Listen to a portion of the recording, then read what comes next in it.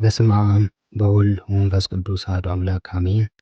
ሰላም እግዚአብሔር ከሁላችን ጋር ይሁን። ውድ የጽማዊ ቲዩብ ቤተሰቦች እንደምን ከረማችሁ? እንኳን ለዐቢይ ጾም ሰባተኛው ሰንበት ኒቆዲሞስ በሰላም አደረሳችሁ። ዛሬ እግዚአብሔር ቢወድና ቢፈቅድ ስለ ዐቢይ ጾም ሰባተኛው ሳምንት ወይም ሰንበት ቅዱስ ያሬድ እንደሰየመው ኒቆዲሞስ ይባላል።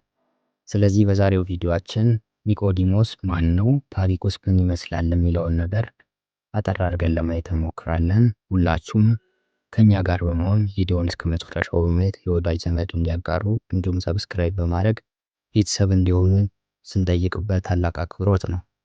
እስቲ አስቡት፣ በቀን ሰዎችን ስለ እግዚአብሔር የሚያስተምር ክብር ያለው ታላቅ መምህር፣ ነገር ግን በሌሊት ብቻውን በጨለማ መንገዶች የሚመላለስ ሁሉም ነገር መልስ እንዳለው የሚያምን ነገር ግን በውስጡ ግን የማይተኛ ጥያቄ የሚያቃጥለው ይህ ሰው ኒቆዲሞስ ነው።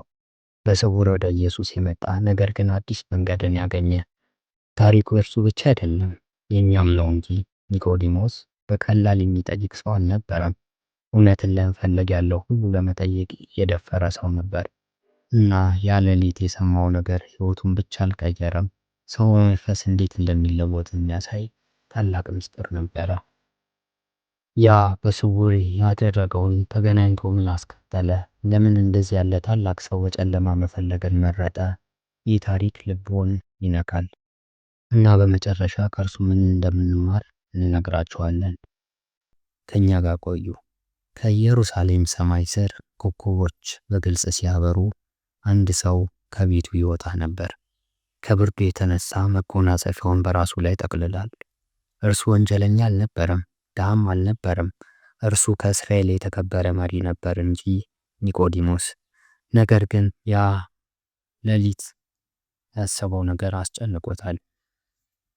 በረጅም ዝምታ ውስጥ በድንጋይ መንገድ ላይ በቀስታ እግሩን እያስተካከለ ይሄድ ነበር። እያንዳንዱ እርምጃ የተመጠነ ነበር። ለምን እንደዚህ ያለ ሰው ብቻውን በጨለማ ይጓዛል? በቀን ሊያደርገው የሚችለውን ለምን በሌሊት አደረገ? እውነቱ ይህ ነው። ልቡ ከባድ ነበር።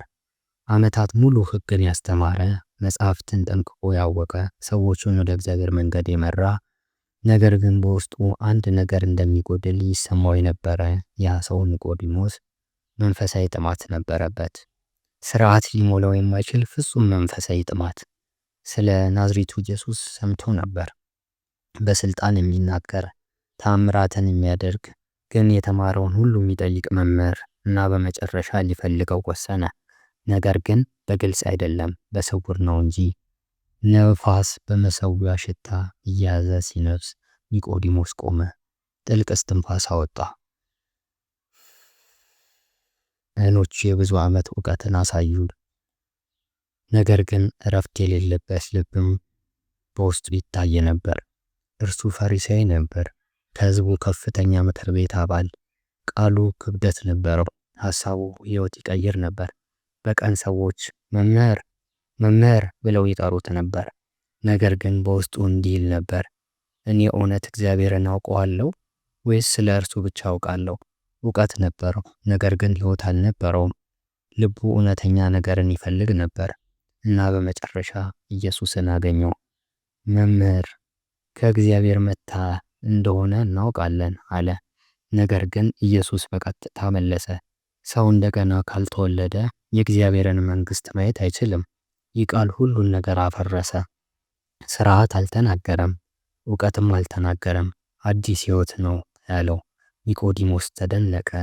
ሰው እንዴት ዳግመኛ ይወለዳል ሲል ጠየቀ። ኢየሱስን በትዕግስት መለሰለት፣ ከሥጋ የተወለደ ሥጋ ነው፣ ከመንፈስ የተወለደ መንፈስ ነው። እርሱ የውጭ ለውጥ አልነበረም የሚናገረው፣ የውስጥ ለውጥን ነው እንጂ። ነፋስ በሚፈልገው ይነፍሳል አለ፣ እንዲሁም ከመንፈስ የተወለደ ሁሉ ነው። በዚህ ጊዜ ኒቆዲሞስ አንድ ታላቅ እውነት አገኘ። እውቀት ያለ ለውጥ ባዶ እንደሆነ። ከዚህ በኋላ ሕይወቱ በድል አልተጠናቀቀም፣ ግን በስውር በጸጥታ እያደገ እየተመነደገ መሄድ ጀመረ። ከዚህ ቀን በኋላ ኢየሱስን በርቀት ይከታተል ጀመር። ቃሉ ዳግመኛ ትወለዳለህ የሚለው በልቡ ይዞ ይንቀሳቀስ ነበር። አንድ ቀን ግን አይቶ ዝም አላለም። ኢየሱስ ሲያስቀርቡ በሕግ መካከል እንዲህ አለ፣ ሰው ሳንሰማ እንፈርዳለን። ይህ መጀመሪያ ድፍረቱ ነበረ። ከዚህ በኋላ መስቀሉ መጣ። ብዙዎች ሸሹ፣ አፈገፈጉ። እነ ቅዱስ ጴጥሮስ ዶሮ 3 ጊዜ ሳይጮህ ከዱ።